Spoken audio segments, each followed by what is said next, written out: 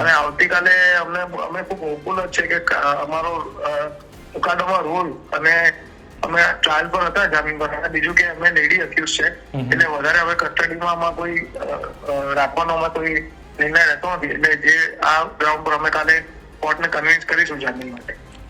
તો નમસ્કાર મિત્રો, એક મોટા અપડેટ આપને આપી દઈએ. ચૈતર વસાવાના કેસમાં આવતીકાલે ખૂબ જ મહત્વનો દિવસ છે.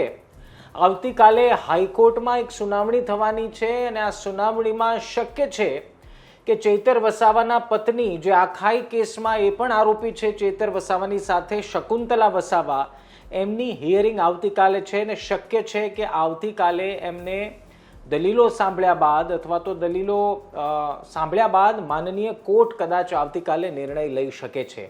મહત્વનો દિવસ એટલા માટે પણ છે કારણ કે શકુંતલા વસાવાના વકીલ જે વિશાલ દવે છે, એમની સાથેની વાતચીતમાં એમનું માનવું છે કે આ આખાઈ કેસમાં એમનો એટલે કે શકુંતલા વસાવાનો કોઈ કેસ બનતો નથી અથવા તો એમનો કોઈ રોલ નથી, અને મહિલા એક્યુઝ હોવાના કારણે હવે આ કેસમાં એમને જેલમાં રાખવાનો કોઈ રીઝન નથી બનતું. એટલા માટે એમને વિશ્વાસ છે કે આવતીકાલે જ્યારે 9 તારીખે હાઈકોર્ટમાં શકુંતલા વસાવાની હિયરિંગ છે એમાં એમને જામીન મળી શકે છે.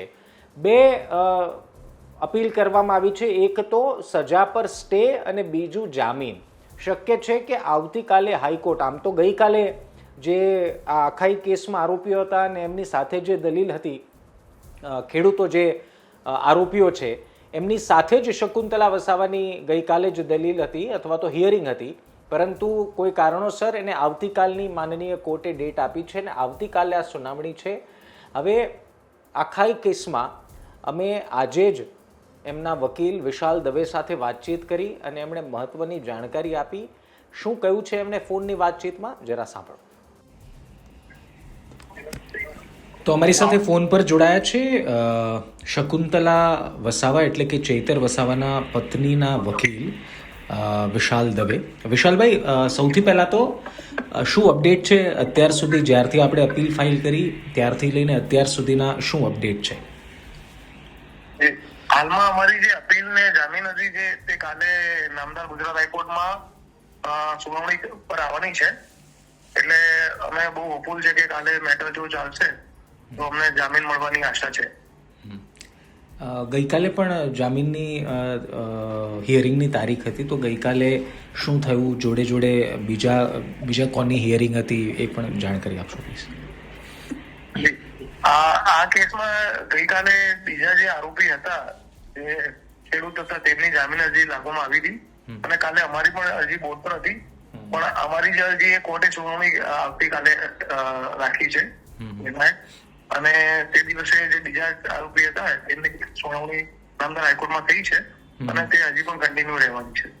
ઓકે, તમને શું અપેક્ષા છે, કારણ કે ગઈકાલે જે હિયરિંગ થઈ એમાં પણ કેટલીક દલીલો વકીલ તરફથી, પુનીત જુનેજા તરફથી થઈ હતી અને કોર્ટે પણ કેટલાક ક્વેશ્ચન્સ પૂછ્યા હતા. એ બાદથી, કેમ કે રિલેટેડ કેસ જ છે, એક જ કેસના આરોપીઓ છે, તમને શું અપેક્ષા છે આખા કેસને લઈ?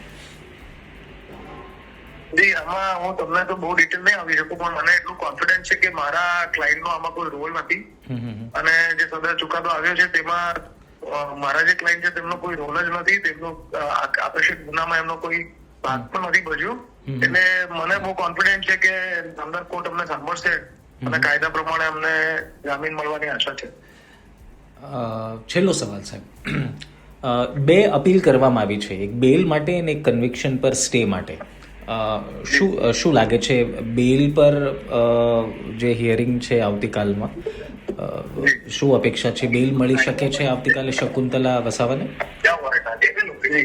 હવે અમે ટ્રાયલ વખતે પણ અમે જામીન પર હતા અને અત્યારે ચુકાદો આવ્યા પછી પણ અપેક્ષિત ગુનામાં અમારો કોઈ રોલ હજી ડિફાઇન થયો નથી, એ અમારું સબમિશન છે અને આવતીકાલે અમે ખૂબ હોપફુલ જ છે કે અમારો ચુકાદોમાં રોલ અને અમે ટ્રાયલ પર હતા જામીન પર, અને બીજું કે અમે લેડી અક્યુઝ છે એટલે વધારે હવે કસ્ટડીમાં કોઈ રાખવાનો કોઈ નિર્ણય રહેતો નથી, એટલે જે આ ગ્રાઉન્ડ પર અમે કાલે કોર્ટને કન્વિન્સ કરીશું જામીન માટે. થેન્ક યુ વિશાલભાઈ, અમારી સાથે વાતચીત કરવા બદલ. જી, થેન્ક યુ સો મચ.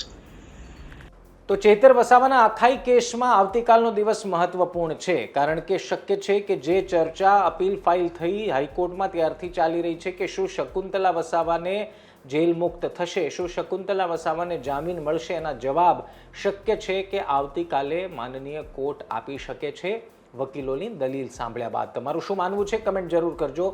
આવા જ અપડેટ માટે ગુજરાત તક હજી ફોલો ન કર્યું હોય તો સબસ્ક્રાઇબ કરી લો, ફેસબુકમાં જોઈ રહ્યા છો તો ફોલો કરી લો. આવા જ અપડેટ અમે આપના સુધી લાવતા રહીએ છીએ. નમસ્કાર.